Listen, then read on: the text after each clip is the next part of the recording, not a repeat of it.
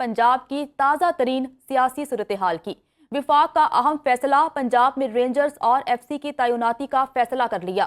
वजीर दाखिला ने चीफ सेक्रेटरी और आईजी पंजाब को अमन व अमान कायम रखने की हिदायत जारी कर दी हैं।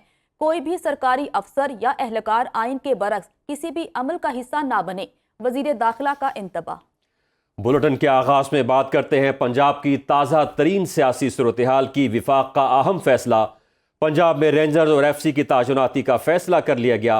वज़ीर दाखिला ने चीफ सेक्रेटरी और आईजी पंजाब को अमन व अमान बरकरार रखने की हिदायत जारी कर दी।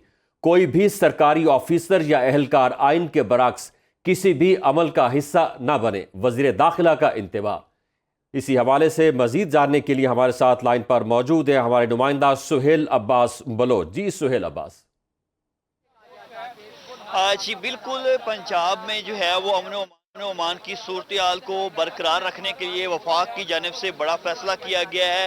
पंजाब के अंदर जो है वो रेंजर्स और एफसी तैनात करने के हवाले से बाकायदा तौर पर नोटिफिकेशन जारी कर दिया गया है। पंजाब में अब रेंजर्स और एफसी की जो एहलकार हैं वो तैनात होंगे और अमन ओमान की सूरत-ए-हाल को बरकरार रखा जाएगा। इसके साथ साथ जो वफाकी जो वजीर दाखिला है राना सनाउल्लाह, उनकी जानिब से चीफ सेक्रेटरी पंजाब जो हैं उनको भी जो है वो कहा गया है कि पंजाब के अंदर जो है वो अमन अमान की सूरत-ए-हाल को यकीनी बनाने के लिए सरकारी ऑफिसर जो है वो किसी भी एक्टिविटीज़ का हिस्सा ना बने। इस पर जो है अभी गवर्नर हाउस के हवाले से जो है वो अहम फैसला किया जाना है।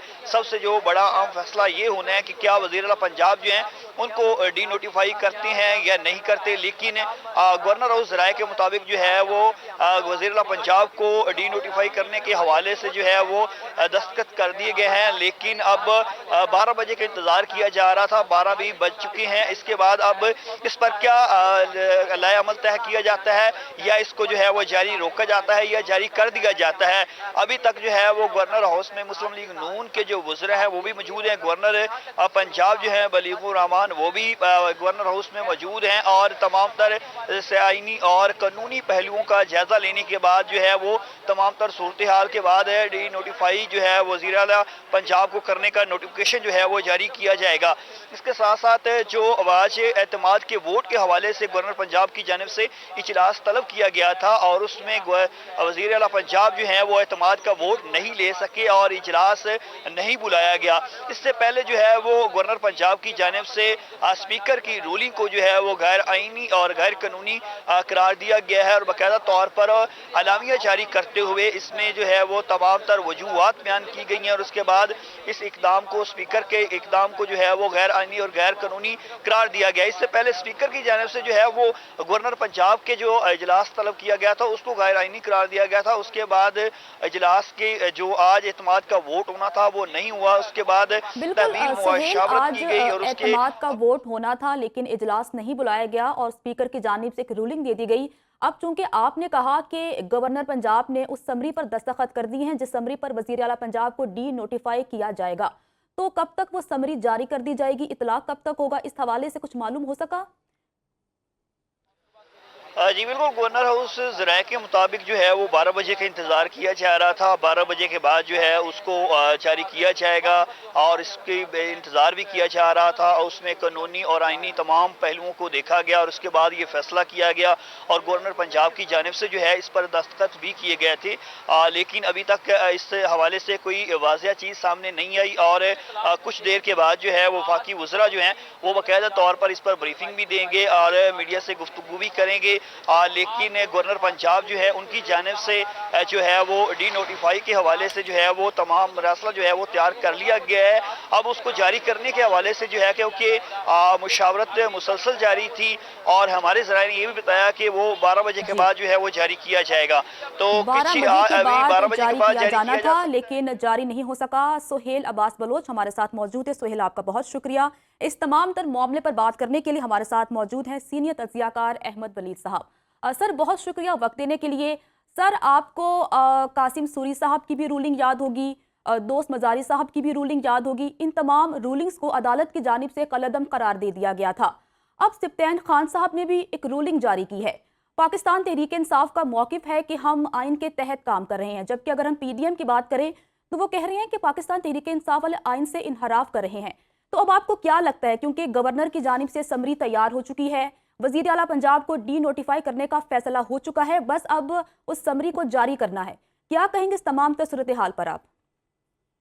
دیکھیں، گورنر نے ان کی جو رولنگ ہے اس کو کہا ہے کہ وہ انکانسٹیٹیوشنل ہے اور اگینسٹ دا لا ہے، اور اس پہ انہوں نے پوری وضاحت بھی کی ہے ان کی. اور اس کے بعد پھر obviously وہ تو یہ کہہ رہے ہیں کہ ہماری رولنگ بالکل اکارڈنگ ٹو دا کانسٹیٹیوشن ہے، اور اس کا فیصلہ جو ہے وہ پھر کرتی ہے کورٹ. جیسے پہلے معاملات میں یہ ہوا اور سارا کچھ جو ہے وہ پھر سپریم کورٹ نے، ہائی کورٹ نے طے کیا. یعنی کہ سپریم کورٹ نے ادھر اسلام آباد میں آپ نے دیکھا ہوگا کہ جب عدم اعتماد آئی تو وہاں پہ اسپیکر نے ایک رولنگ دے دی اور کہا کہ نہیں ہم نہیں مانتے اس کو، اور آخری رات تک پھر سپریم کورٹ نے آ کے اس کو ڈیسائیڈ کیا کہ عدم اعتماد ہوگی اور اتنا ٹائم ہے آپ کے پاس. اسی طرح سے سچویشن جو ہے اب بن رہی ہے پنجاب میں.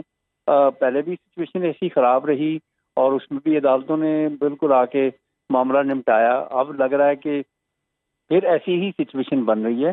گورنر جو ہے وہ اپنے اختیارات استعمال کر رہے ہیں جن کو جو حکومت ہے وہ کہہ رہی ہے کہ انکانسٹیٹیوشنل ہے، وہ کر نہیں سکتے، لیکن گورنر کہہ رہے ہیں کہ انڈر دا کانسٹیٹیوشن میں یہ سارے ایکشن لے رہا ہوں، جس میں یہ جو ابھی ڈی نوٹیفائی کرنا انہوں نے بالکل مشاورت وغیرہ جیسے بتا رہے تھے ابھی ہمارے کورسپونڈنٹ کے، انہوں نے مشاورت وغیرہ کر لی ہے اور کہا جا رہا تھا کہ رات 12 بجے کے بعد ڈی نوٹیفائی کریں گے، لیکن ابھی تک ہوا نہیں. لیکن اس سے پہلے انہوں نے اپنی جو سیکیورٹی ہے گورنر ہاؤس کی اس کے لیے رینجرز طلب کی ہیں، اور کیونکہ پی ٹی آئی نے یہ اعلان کیا ہوا تھا کہ کل وہاں پہ گورنر ہاؤس کے باہر انہوں نے کوئی جلسہ کرنا، پروٹیسٹ کرنا ہے، جس سے عمران خان صاحب خطاب بھی کریں گے. تو میرا خیال ہے یہ پریونٹیو میئر انہوں نے لیا ہے، کیونکہ کل اگر ایک تو یہ ڈی نوٹیفائی کرتے ہیں، کل اگر پروٹیسٹ ہوتا ہے تو اس کو وارڈ آف کرنے کے لیے انہوں نے یہ سچویشن کو بھانپ لیا اور یہ فیصلہ کیا کہ کیونکہ پولیس تو پنجاب حکومت کے انڈر ہے تو اس طرح سے یہ رینجرز جو ہیں وہ ان کو بلا سکتے ہیں تاکہ اس پورے ارینجمنٹس جو ہیں سیکورٹی کے پورے ہوں.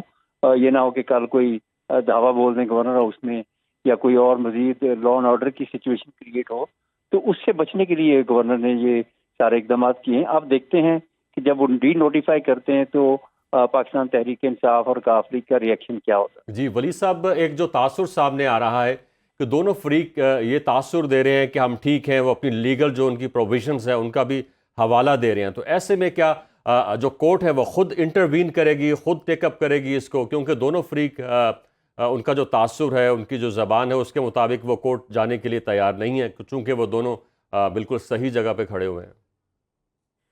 جی بالکل، یہ بھی ایک معاملہ بنا ہوا ہے، کیونکہ نون لیگ جو ہے وہ یہ کہہ رہی کہ ہم کورٹ میں نہیں جائیں گے، اور دوسری طرف اگر آپ پی ٹی آئی کو دیکھیں، جو اپنا فواد چودھری ہیں انہوں نے خود کہا ہے کہ ہمیں عدالت جانے کی ضرورت نہیں ہے، اور جو اسپیکر ہیں پنجاب اسمبلی کے انہوں نے بھی یہی کہا ہے کہ ہم عدالت میں نہیں جائیں گے. اس کا مطلب ہے کہ معاملہ جو ہے وہ دونوں طرف سے ایک ہی جیسا ہے، اور نون لیگ جو ہے یا گورنر جو ہیں وہ بھی نہیں چاہتے کہ وہ عدالت جائیں، دوسری طرف پی ٹی آئی بھی یہ چاہتی ہے عدالت نہ جانا پڑے.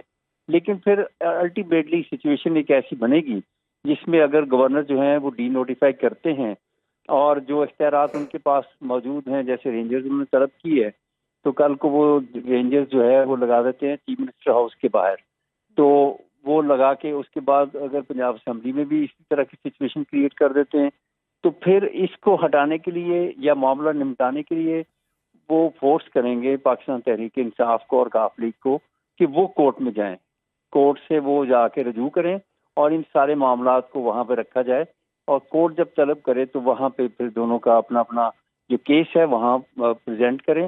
اس کے بعد کورٹ جو ڈیسائیڈ کرے گی پھر اس کے اوپر سب کو بہت ماننا شکریہ پڑے گا. احمد ولی صاحب آپ کا.